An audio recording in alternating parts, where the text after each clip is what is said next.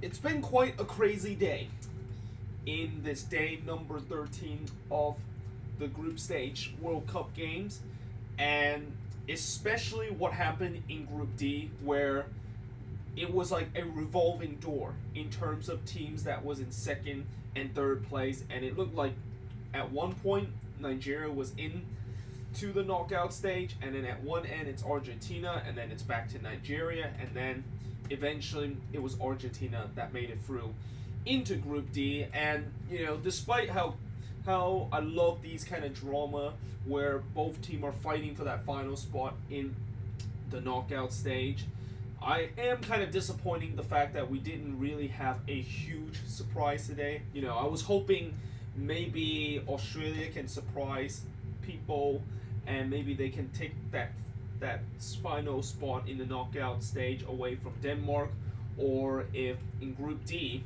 Nigeria can potentially moving on into the next round and knock Argentina out of the World Cup, and they almost did that. They were 4 minutes away from knocking out Argentina and 4 minutes away from potentially Messi's last couple of minutes in the World Cup. And I was really hoping that Iceland can maybe somehow get a win against Croatia, even though technically a lot of people said that they were not going to beat Croatia. Consider how good Croatia is in this tournament, but they couldn't do that. So basically, the teams that move on today were France, Denmark, Argentina, and Croatia.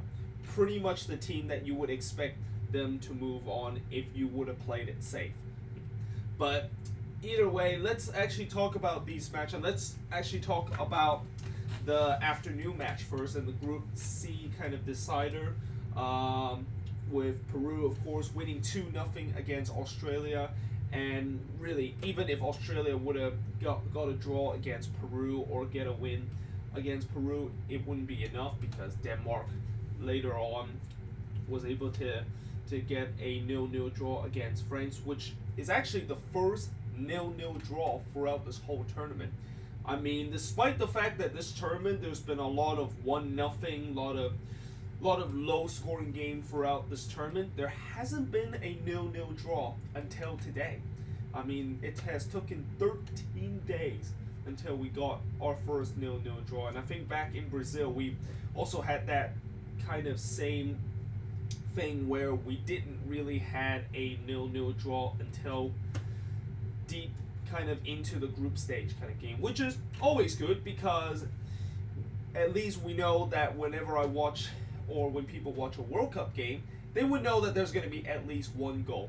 Now, like I said, there hasn't been a lot of goals this World Cup. Definitely not as much as the one in Brazil and the one in South Africa, but it's still a pretty good World Cup full of surprises. And this game was not of that. I mean, there is a reason why this game was a 0-0 draw. And actually, I spelled Denmark wrong there. I've got an N right there, so I'm actually just gonna quickly change this. There we go. Forgot Denmark is spelled Denmark, but yeah, Denmark of course drew against France, and I think the overall game plan for Denmark in this game was that they obviously could have try to go for it and maybe get a win to top the group, but I think the overall game plan for them is just get a draw so that they can make it through, because technically they were not coming into this final day. They were 3 points ahead of Australia, but the goal differential was very, very close. Like, the goal differential was only 2 goals in difference. So Denmark of course played it safe. They I wouldn't say they parked the bus in this game, but they didn't really had a lot of chances on the attack. And France, yeah, this is the thing about France, right? Even though they finished top of their group with 7 points, and even though that so far they haven't really conceded a lot of goals and stuff like that, they also haven't scored a lot of goals. And that is not only the main problem for this French national team.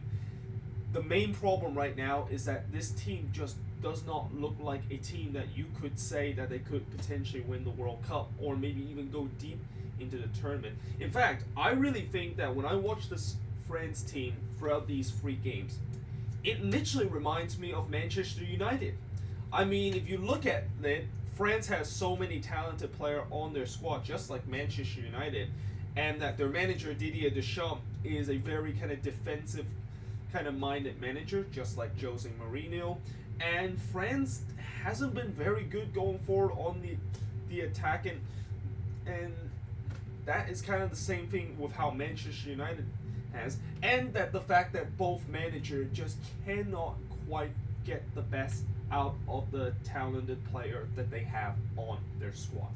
So it's like this is definitely not good for France, because as we know what happened with Manchester United in the Champions League. When Manchester United did finish top of the group stage of the Champions League, they got eliminated in the round of 16. Now, I'm not saying that is this going to be the same case with France, but still, if they keep playing like this, when the bigger team that they're going to face, like if they're going to face like Brazil or Germany or even some of the other team that finished top of the group,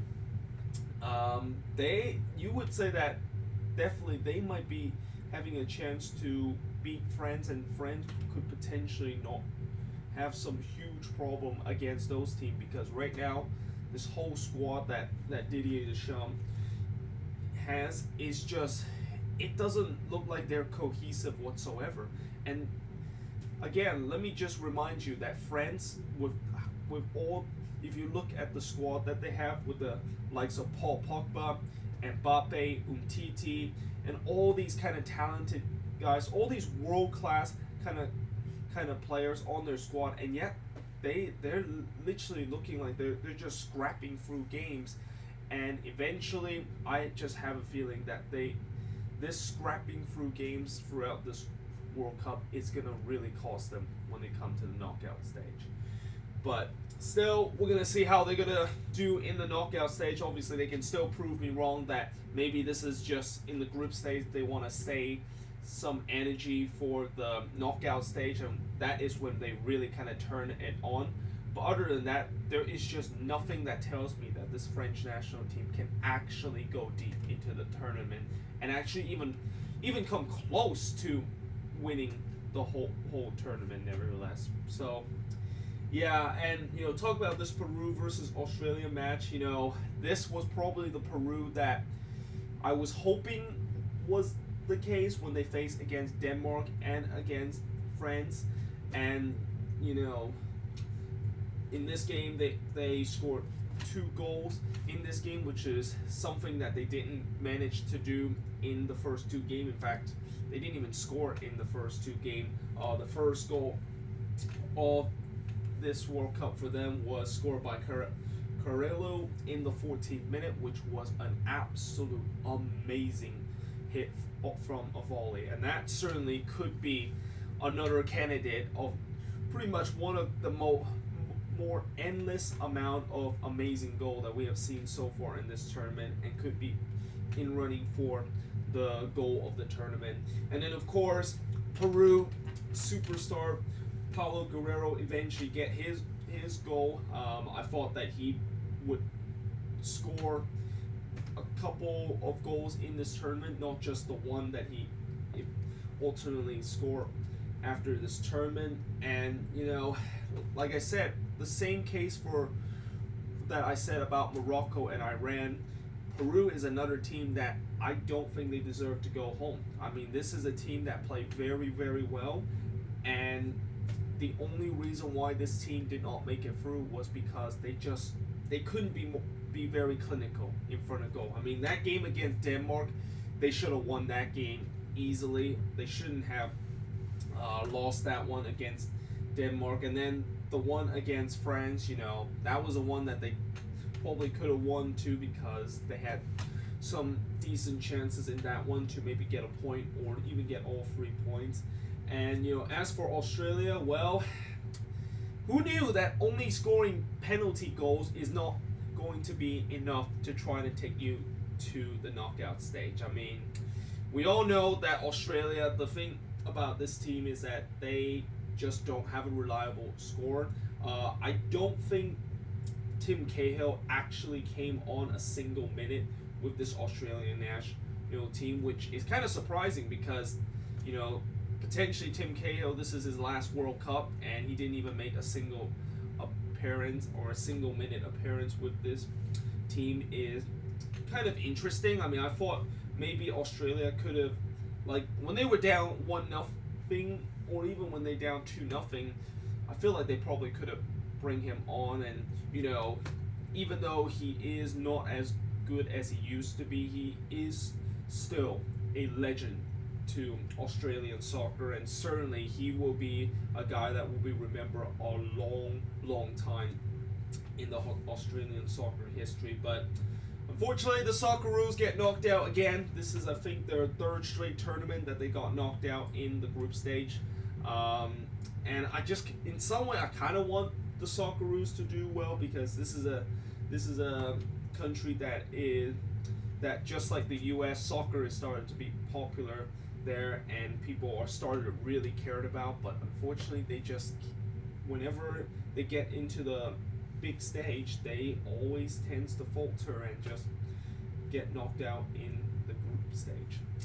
But yeah, now with the Group B game finished reviewing, let's actually talk about the Group D game. Or actually, this is not Group B, this is Group C. There, I don't know why I said Group B, but the Group D game was the one that I talked about how it was like a revolving door, because Argentina and Nigeria, this was probably the game that potentially could decide who will actually move on to the next round. And Argentina did score first, and Messi finally got his first goal of the tournament. I mean, there's been a lot of kind of talks about what is wrong with Messi and why he's not been performing at its best. Well, if you saw what happened in the last game when they show a shot of Messi kind of like holding his head and kind of like feel very depressed, then there you go. That is probably the reason why Messi is not performing well, because the pressure is just, it's really just make him almost go into depression right now. I mean, the every time Messi put on that Argentinian shirt, it just feels like he can't take it anymore. He does not enjoy wearing that shirt and want to play for the team because of the amount of pressure that he's been put on. But fortunately, he did score his first goal in the tournament, and that's certainly, hopefully that's something that can get a little bit chip off of his shoulder for the rest of the tournament, now that he finally broke that kind of, I wouldn't say a drought in the World Cup, but finally getting your name on the score sheet certainly will feel pretty good, and certainly can build confidence for him. But then Nigeria got the equalizer right in the 51st minute, and Marciano obviously just wrestled down one of the Nigerian players. I think it was Igalo that he wrestled down. I mean, that was just a stone cold penalty. I do not know what in the world did Javier Marciano fought there to just brought down Igalo like that. And Victor Moses, of course, puts away the penalty, and at that point Nigeria was moving on. And I thought as the game goes on, I thought for sure that Nigeria was probably going to get through, because it just feels like this Argentinian team just, they ran out of ideas. Like this is a team that we've been seeing so far through this tournament, how they look very lackluster. They just cannot really kind of create a lot of chances going forward, and they weren't very kind of clinical. Eventually they did kind of really push forward and really put on a lot of pressure for Nigeria, but this is when the controversial moment happened in this game, and there was definitely a lot of controversial call in this game. And I know that some Nigerian fans says that they kind of got robbed in this game, but there was the biggest talking point and probably the most controversial moment was right in the 75th minute, when there was a ball that was delivered from Musa to Igalo, and as Rojo was gonna jump up to try to clear that ball away, he actually completely fluffs the clearance, and then Igalo, for whatever reason, just could not hit it on the volley. I mean, yes, I know it's kind of always tough to try to hit a ball on the volley, but seriously, Igalo, you were like Rojo basically completely lost his marker because he was trying to hit that ball and then he just completely flops it, and you had a massive chance to potentially give Nigeria the lead there, and that if that goal actually went in, then that pretty much just seals the deal for Nigeria. But he missed it, and then he asked for the referee to go to VAR, which eventually the ref did go to VAR for a handball on Rojo, because when that ball was coming in and when Rojo tried to clear that ball away, it looked like that ball hit his hand, and indeed it actually did hit his hand. But if you look at it closer in the replay, it looked like when he tried to head that one in, it looked like when he tried to head it in, the ball actually bounced onto his hand. And you know, some people said that his hand was kind of like in an unnatural position, but when you try to head the ball away, and if the ball gets into your head and then it deflects off of your arm, even though if that arm is in an unnatural position, it's not a handball, because you actually attempt to try to hit that ball away with your head, and instead of just punching the ball away first. And if Rojo, of course, did get his hand first to the ball, then that's definitely a handball because his hand was in an unnatural position. But because of the fact that he was able to hit the ball with his head first and then it deflect off his hand, you know, there's really nothing you can do about it. And you know, it was a good call by the referee to not call a penalty, and he did a very good job in the VAR to just quickly look at it and then said that that was no penalty.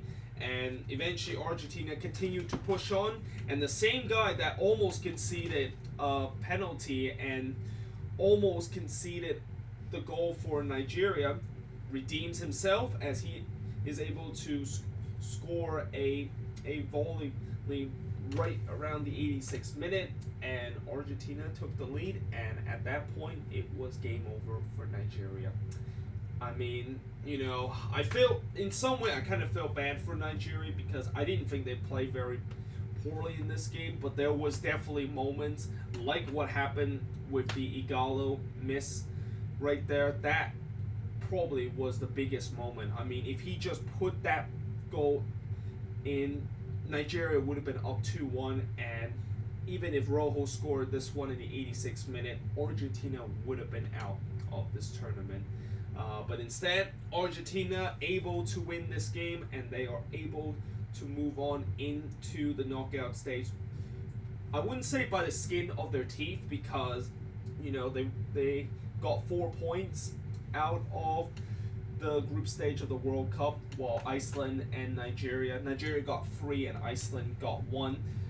So they have a 1 point difference, and it's not really a when a team gets to the knockout stage and they beat the third place team by a point, it's not really kind of like by the skin of their teeth, even though in most cases when you beat a team by a point, it's usually very, very close. But still, you know, certainly Argentina kind of got out of jail in terms of the group stage, and now heading into the knockout stage, you wonder, you know, with the way that Argentina is playing, it's kind of the same question I have with them and also with France, is that how in the world is this team going to be performing in the knockout stage if they haven't looked very good so far in the group stage. Now, I think the only difference is Argentina does have some momentum heading into this knockout stage. I mean, this must lift a lot of those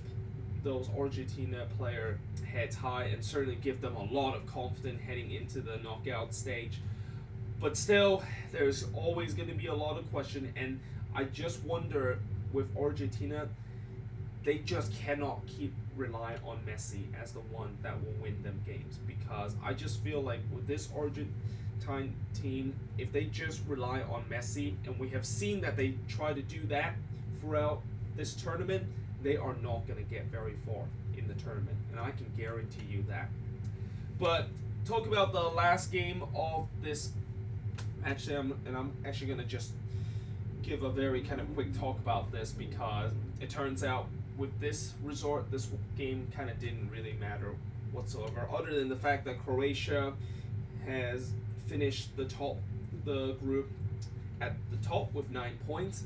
And actually, I got the goal scorer wrong there. Well, not the goal scorer, but I got the countries wrong there. This actually should say Iceland, and this actually should say Croatia. I should have probably just switched it around. But Croatia, of course, got the first goal. I don't know if this is how you pronounce his name, but I think it's like Bajia or something that scored for Croatia. And this was actually only his second goal for Croatia, as he is a left back, and this is actually his first goal that he have ever scored in the World Cup, and certainly in a competitive game.